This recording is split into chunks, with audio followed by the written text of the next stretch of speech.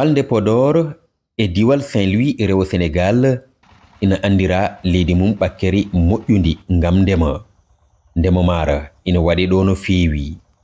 Maaro kadi laati wondi nyamantere ɓurde hutorede nder Sénégal, kono leydi ndi wawana hoore mum e on fannu sababu fawari mayri e leydi janani.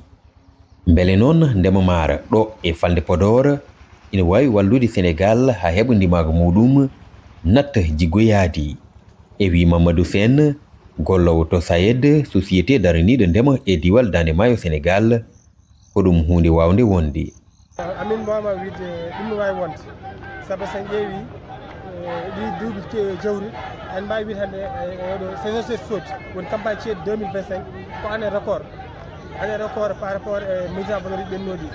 Waɗum waɗi motivation kewɗi, wonno ko gouvernement waɗi hen ko heewi.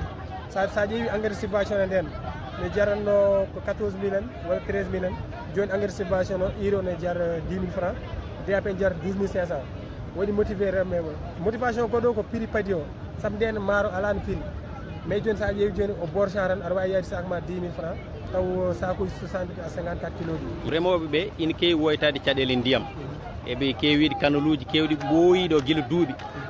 Hande aménagement ji ne ɓeyde kono way taw canalisation walla kanaluji ɗi gassaka ɗum bel won eɓɓoje walla projet jogui ɗon hen. Effectivement aɗa andi sa nani kanoji woni ganda kam ko naturellement won maayo ngo won duye walla kadi wonɓe ɓeɗo, mais woni ɗo won maaji ɗiɗi walla maaji ɗiɗi gonɗi ɗo diwan nan, woni goɗo ko ngalanko wiyete, goɗo wiyete ko namarde.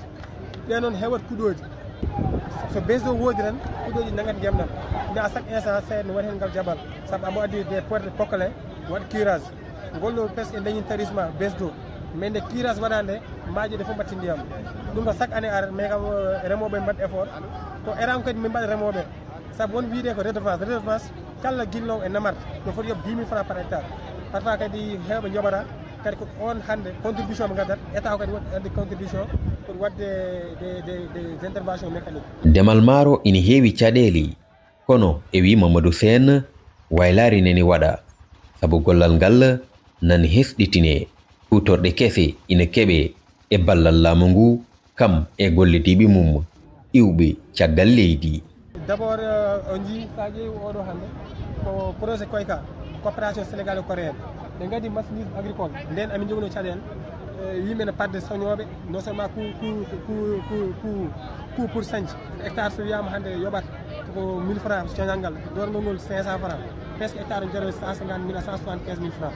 Mais à travers les moissonneuses batteuses, surtout en batteuse HL, HL ha guessa ma yor, non seulement colli bonnata guessa ma, subvention engrais nan ɗo hede, financement agricole aussi, woni jaɓɓal mo ganduɗa LBA à travers des facilitateurs comme la SAED, des facilitateurs comme les services départementaux, kako aɓen liggo hen.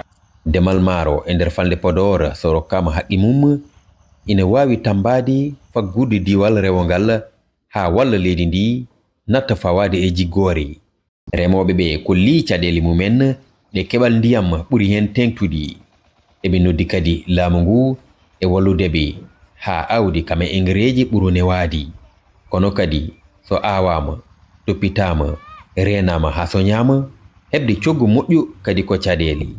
ɗon ni remoɓe ɓe ina eri ballal.